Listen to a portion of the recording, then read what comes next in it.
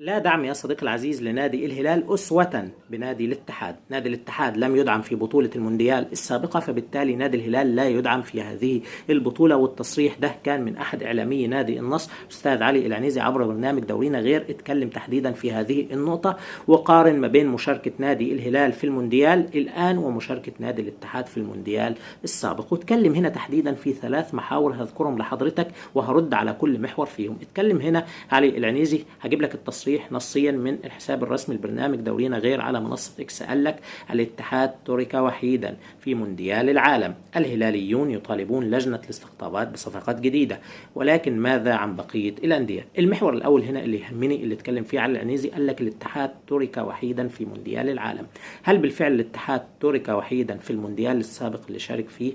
بلا أي شك. لو حضرتك هتبص على الصفقات اللي موجودة في نادي الاتحاد هتبص هتلاقي صفقات كبيرة جدا كانت موجودة في نادي الاتحاد، وحتى لما خرج نادي الاتحاد من البطولة شوف مين المنافس اللي كان أمامه، خرج أمام نادي الأهلي المصري. مع الفارق تماما في جودة الصفقات اللي موجودة في نادي الأهلي المصري ونادي الاتحاد، فالمفترض بالصفقات اللي كانت موجودة مع نادي الاتحاد إن هو كان على الأقل يوصل للنهائي في البطولة، مش هنقول حتى يحقق البطولة، وإن كان مؤهل نادي الاتحاد بمستوى الأسماء اللي عنده إن هو يحقق البطولة، ولكن سوء إدارة فنية، سوء الإدارة داخل النادي هي اللي أحالت ما بين النادي الاتحاد يصل للنهائي أو يحقق البطولة. فكون النادي الاتحاد ترك وحيدا في مونديال العالم دي نظرية خاطئة، فضلا عن الخطأ في المقارنة. يعني المقارنة هنا غير عادلة. حضرتك لما تتكلم على مونديال العالم اللي شارك فيه نادي الاتحاد وتقارنه بمونديال العالم اللي هيشارك فيه نادي الهلال، المقارنة هنا ظالمة. ليه؟ نادي الاتحاد أولا مونديال مختلف، مونديال نادي الاتحاد زي كتير من المونديالات السابقة مونديال مصغر، بطولة مصغرة صغيرة جدا، بخلاف المونديال اللي هيشارك فيه نادي الهلال مونديال موسع، نسخة أولى من نوعها متواجد فيها عظماء لعبة كرة القدم، فالمونديال مختلف تماما. فضلا عن نقطة أخرى كذلك في هذا المحور تخص النادي الاتحاد كان بيلعب البطولة المصغرة المجمعة دي في أرضه وبين جماهيره، بخلاف نادي الهلال هيلعب في قارة مختلفة تماما، هيلعب البطولة في أمريكا. ده المحور الأول. المحور الثاني بيقول لك الهلاليون يطالبون لجنة الاستقطابات بصفقات جديدة. ليهم كل الحق للهلاليين ان هم يطالبون بصفقات جديدة دعما للفريق علشان يشارك في البطولة العالمية. اولا نادي الهلال هو الممثل الوحيد للمشروع الرياضي السعودي.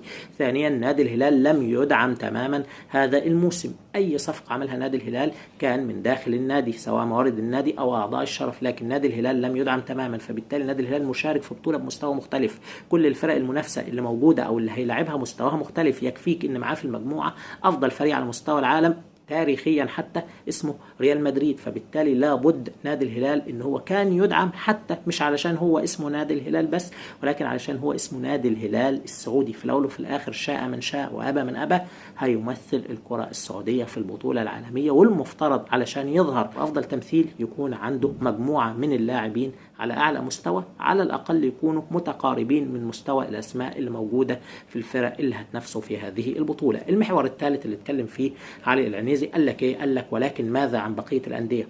مين بقية الأندية؟ احنا بنتكلم هنا على مشاركة نادي الهلال العالمية. هل في أي نادي سعودي آخر مشارك لنادي الهلال في هذه البطولة هيكون متواجد؟ لو كان متواجد أي فريق آخر سواء نصر، اتحاد، أهلي، كنا هنقول الجميع أي فرق سعودية مشاركة في البطولة العالمية تدعم زي ما يدعم نادي الهلال، ولكن الوضع الحالي الهلال هو الوحيد الممثل للكرة السعودية في البطولة العالمية، فبالتالي الدعم المفترض يكون لهذا الفريق استثنائيا، لأن هو الفريق الوحيد الممثل للمشروع الرياضي السعودي في البطولة العالمية.